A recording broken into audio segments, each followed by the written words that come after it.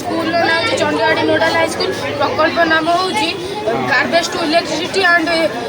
Clean एटी आम देखिए दैनन्दिन अवस्था अधिक अधिक परिमाण में आवर्जना बढ़ुँ आवर्जना बढ़ा द्वारा आम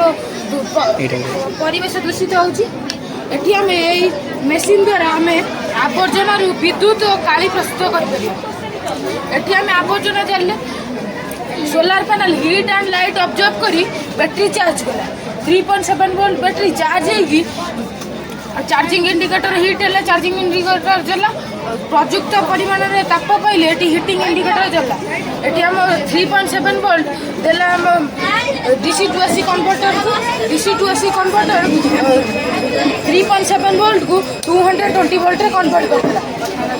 कन्वर्ट करदेला ये बल्ब जला ये आम स्मोक ऑब्जर्वर ऑन करदेले जो स्मोक ऑब्जर्व कला ऑब्जर्व करी कार्बन फिल्टर को देला कार्बन फिल्टर कार्बन को अलग करी फ्रेश एयर बाहर करदेला ये आम कार्बन को नहीं रिंग तैयारी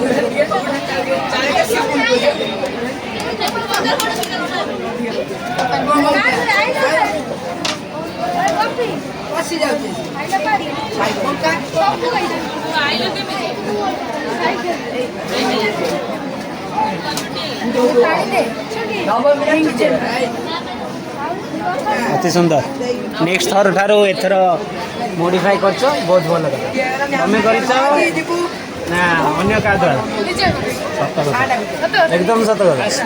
बहुत भल।